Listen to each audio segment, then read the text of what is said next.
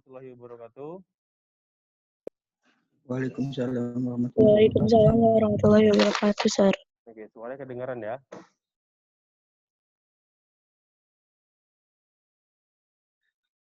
Ya, jadi hari ini kita bahas bagian terakhir dari sistem peredaran darah ya. Kita belajar bagian terakhirnya yaitu kelainan dan penyakit pada sistem peredaran darah ya. Tapi sebelum ke situ kita review dulu pelajaran yang kemarin sedikit.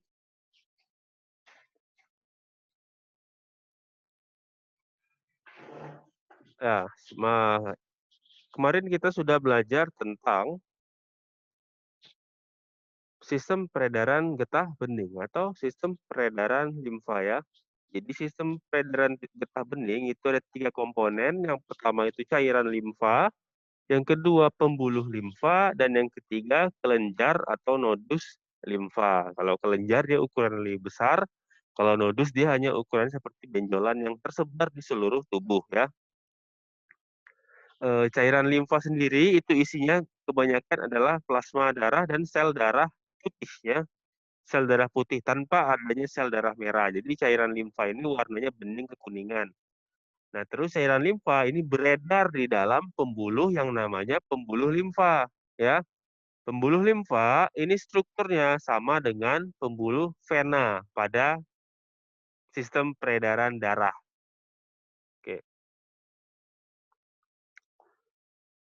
Nah, jadi sistem peredaran getah bening dengan sistem peredaran darah itu saling berhubungan ya, kemarin saling berhubungan. Ini contohnya pada jaringan saat arteri dan vena bertemu di kapiler, ya, beberapa cairan itu akan keluar dari pembuluh darah dan masuk ke ke rongga-rongga tubuh. Nah, cairan tadi ini akan dimasukkan kembali ke dalam pembuluh limfa ya. Kalau nggak dimasukkan ke pembuluh limfa, nanti di jaringan tadi akan terjadi pembengkakan cairan ya. Oke. Nah, saat cairan tadi masuk ke pembuluh limfa, nanti cairannya akan dikembalikan ke sistem peredaran darah ya. Jadi sistem peredaran limfa atau getah bening itu berhubungan dengan sistem peredaran darah. Makanya kita bahasannya adalah sistem sirkulasi, sistem peredaran ya. Ada 2 jenis peredaran, ada peredaran darah, ada peredaran getah bening di dalam tubuh. Oke. Ini struktur dari limfa kemarin ya. Mirip sama vena, sama-sama ada katupnya. Katupnya ini berfungsi supaya alirannya tidak kembali. Alirannya hanya terjadi satu arah. Kenapa pakai katup? Karena aliran darah di limfa dengan di vena itu lambat ya, karena sudah jauh dari pemompanya, dari jantung. Ya, beda dengan arteri yang letaknya itu dekat dengan jantung. Jadi alirannya masih kencang atau masih relatif sama dengan aliran darah yang ada di jantung. Oke. Sistem peredaran getah bening juga itu salah satunya berfungsi untuk penyerapan lemak ya. Jadi lemak yang sudah diserap oleh usus halus itu akan dikirimkan ke pembuluh limfa, bukan ke peredaran darah, tapi dikirimkan ke pembuluh limfa yang warna kuning ini. Sedangkan kalau glukosa dan asam amino itu akan dikirimkan ke pembuluh darah, ya. Kalau lemak ke pembuluh limfa. Nah, ini lokasi dari kelenjar dan nodus-nodus limfa. Jadi ada yang paling terkenal di sini ada tonsil yang bisa kalian lihat sendiri, ya. Tinggal kalian buka aja mulut kalian, nanti ada kayak ada yang menggantung di ujung di pangkal lidah, ya, di pangkal atas lidah. Nah, itulah yang namanya tonsil. Itu merupakan bagian dari sistem peredaran getah bening, ya. Terus ada nodus-nodus limfa. Nah, nodus-nodus limfa ini akan membesar saat terjadi infeksi. Kenapa? Karena di nodus limfa terdapat sel darah putih. Sel darah putih fungsinya untuk melawan mikroorganisme yang masuk ke dalam tubuh, mau itu bakteri ataupun virus ya. Jadi saat ada bakteri atau virus yang masuk ke dalam tubuh dengan kata lain infeksi, nodus limfa akan bekerja lebih keras sehingga ukurannya akan membesar ya. Terus yang di sini ada limpa. Limpa ini yang limpa juga tempat pematangan sel darah putih ya. Ya, ini bagi struktur dari limfa ya tadi. Nah, sekarang kita masuk ke tahap ke pembahasan kita hari ini, yaitu kelainan dan gangguan pada sistem peredaran darah. Nah, hari ini kita cepat aja karena materinya memang tinggal sedikit. Untuk minggu depan kita akan ada UH di hari Kamis, dan hari Jumat minggu depan kita akan masuk ke bab baru, bab terakhir di semester ini, yaitu sistem pencernaan ya. Jadi kita tinggal sedikit lagi. Hari Kamis mungkin kita akan review sistem peredaran darah dari awal dan kalian bisa mengerjakan UH. Baik, kita mulai ya. Jadi kelainan dan gangguan pada sistem peredaran darah manusia. Nah, yang pertama itu ada anemia. Nah, anemia ini mungkin kalian udah tahu sendiri ya, atau mungkin udah ada yang mengalami. Jadi anemia itu keadaan di mana sel darah merah itu jumlahnya berkurang akibat terjadi kekurangan zat besi. Kenapa zat besi? Karena zat besi adalah komponen utama untuk membentuk hemoglobin, ya. Hemoglobin. Hemoglobin ini fungsinya sebagai pengikat oksigen, ya. Jadi satu hemoglobin itu bisa mengikat sampai dengan 4 molekul oksigen. Nah, kalau hemoglobinnya tidak ada, ya, gara-gara kekurangan zat besi, maka sel darah merah juga akan kehilangan kemampuannya untuk mengikat oksigen. Lama-lama dia akan berkurang jumlahnya sehingga terjadilah anemia ya. Jadi anemia ini banyak penyebabnya ya. Salah satunya akibat kekurangan zat besi ya. Jadi sel darah merah normal itu jumlahnya nanti bisa kalian cari sendiri di buku. Udah terima buku kan masing-masing buku paket ya. Pokoknya ini perbedaannya. Jadi antara sel darah merah normal dengan orang yang terkena anemia, jumlah sel darah merahnya berbeda ya. Jadi di sini yang dilihat adalah sel darah merahnya. Ini anemia. Nah, ada satu jenis lagi anemia, namanya anemia sickle cell. Nah, tapi kalau anemia sickle cell itu bukan disebabkan oleh kekurangan zat besi, tapi disebabkan oleh kelainan genetik ya, kelainan genetik. Anemia juga, anemia sickle cell. Jadi kan sel darah merah itu bentuknya bulat ya, cakram bikonkav. Nah, tapi pada kejadian anemia sickle cell, sel darah merahnya itu berbentuk bulan sabit, sickle cell ya, bulan sabit, sehingga sulit untuk mengangkut oksigen karena bentuknya yang tidak seperti sel darah merah normal, eritrosit normal ya. Jadi eritrosit itu normalnya berbentuk cakram bikonkav ya, cekung di kedua sisinya. Oke. Ini sel darah itu anemia. Oke. Nah, sekarang kita ke leukemia ya. Nah, jadi leukemia ini adalah keadaan di mana jumlah sel darah putih ya, jumlah sel darah putih itu lebih banyak daripada biasanya. Bukan lebih banyak dari biasanya. Jumlah sel darah putih ini terlampau banyak ya, terlampau banyak leukemia.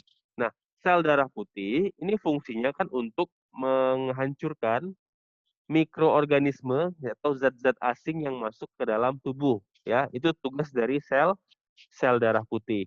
Nah, tapi karena jumlahnya yang terlalu banyak, sel darah putih ini juga akan menghancurkan sel-sel darah lain. Contohnya sel darah merah dimakannya. sehingga juga bisa menyebabkan anemia, ya, karena kekurangan sel darah merah, eritrosit. Jadi leukemia ini bisa disebabkan akibat sel darah putihnya yang membelah terlalu banyak, terlalu cepat, sehingga sel-sel darah putihnya memakan sel-sel darah yang lain. Itu leukemia, ya. Ini sel darah putih. Ini adalah contoh darah orang yang normal, ya. Jadi jumlah sel darah putih memang sedikit, nggak banyak-banyak.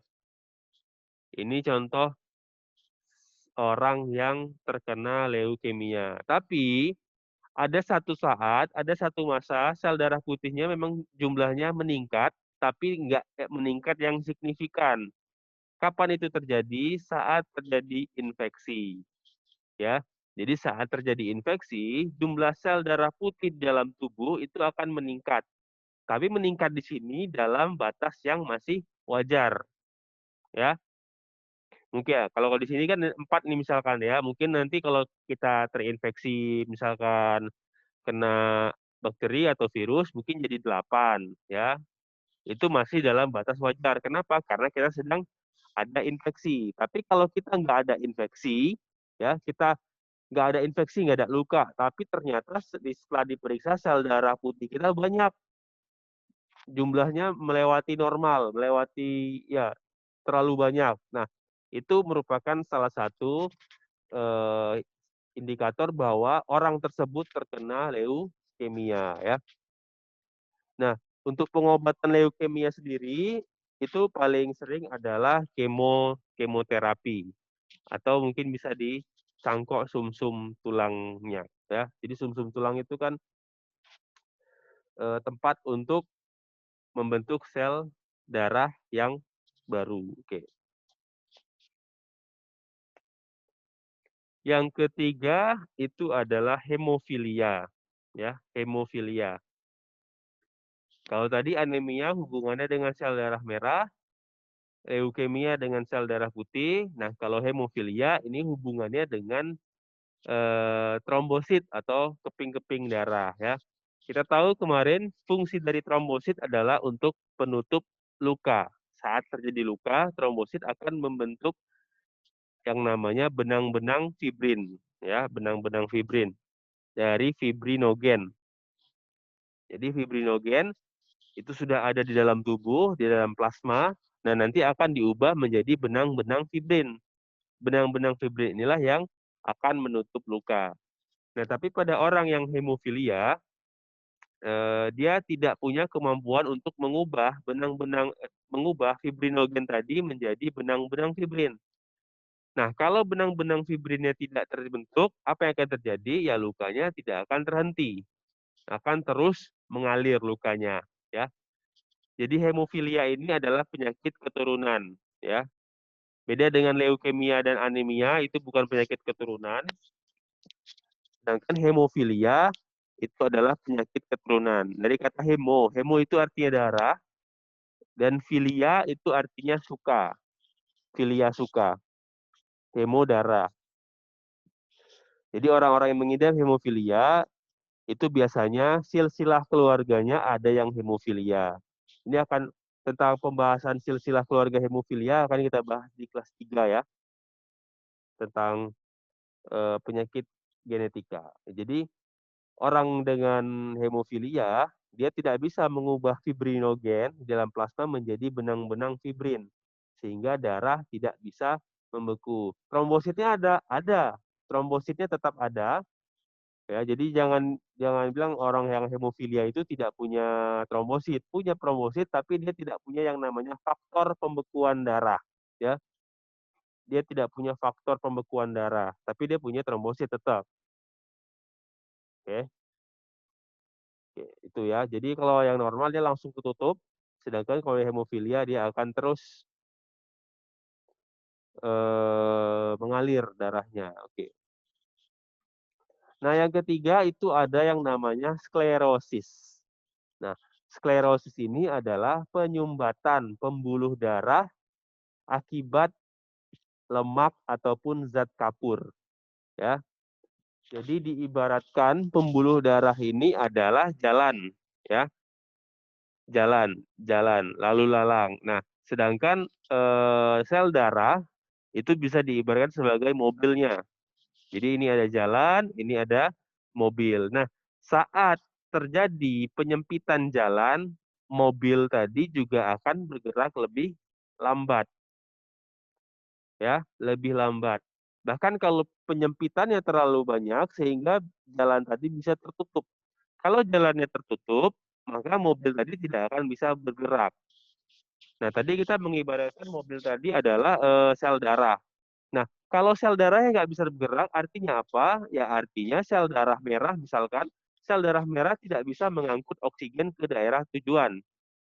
Yang artinya, misalkan ada daerah tujuannya jantung, berarti jantung tidak akan bisa mendapat suplai oksigen dan sel-sel di jantung akan mati. Itu adalah salah satu contoh dari sklerosis, yaitu penyakit jantung koroner, ya.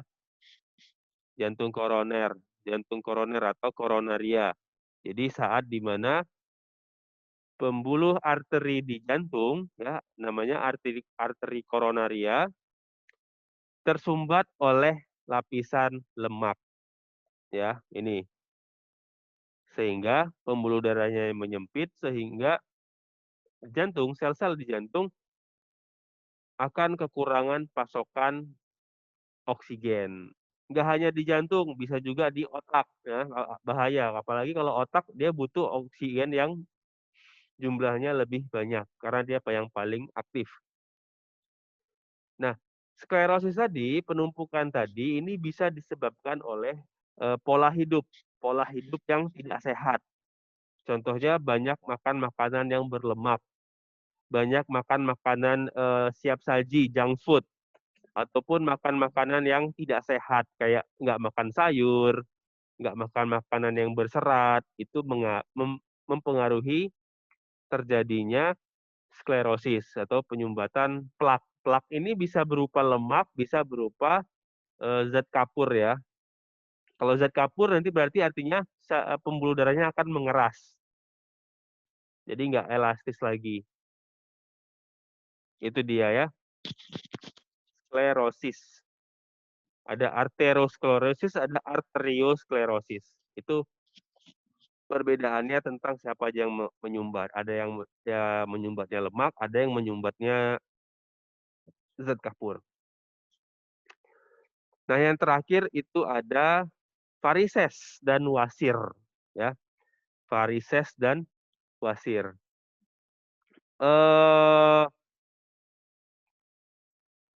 Kalau tadi penyakitnya akibat sel-sel darahnya, nah kalau ini lebih ke pembuluh darahnya. Jadi kalau sklerosis dengan varises ini tentang pembuluh darahnya. Kalau sklerosis tadi pembuluh darahnya yang tersumbat itu biasanya arteri. Nah, tapi kalau wasir dan varises ini adalah terjadinya pelebaran darah di vena sehingga menyebabkan gambar yang kayak gini. Lihat ini contoh dari varises. Nah, varises itu biasanya pelebaran vena yang biasanya terjadi di kaki, di alat gerak bawah. Sedangkan wasir ini pelebaran vena yang ada di anus, ya. Sama-sama pelebaran vena, hanya saja lokasinya berbeda, ya. Kalau varises itu biasa di alat gerak, bisa di tangan atau bisa di kaki. Kalau wasir dia pelebaran darahnya ada di pelebaran pembuluh darah adanya di anus, ya. Nah, pelebaran tadi bisa terluka dan sehingga bisa menyebabkan pendarahan. Itulah yang namanya wasir, ya.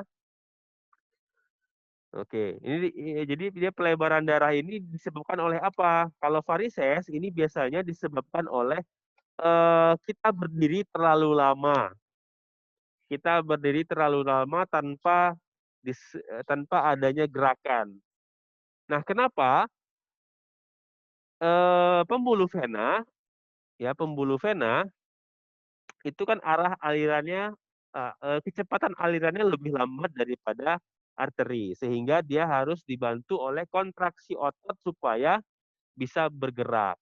Terlebih lagi vena-vena yang ada di kaki. Darah yang ada di kaki kalian kalau mau naik ke atas itu kan berarti melawan gravitasi, ya. Nggak bisa langsung naik ya, karena lagi alirannya sudah lambat alirannya, melawan gravitasi pula. Jadi dia harus dibantu dengan kontraksi otot supaya darah yang ada di daerah bagian bawah tubuh bisa naik ke bagian yang lebih tinggi. Nah, kalau kalian berdiam diri terlalu lama, berarti kan otot kalian tidak berkontraksi, darah itu akan mengumpul di vena.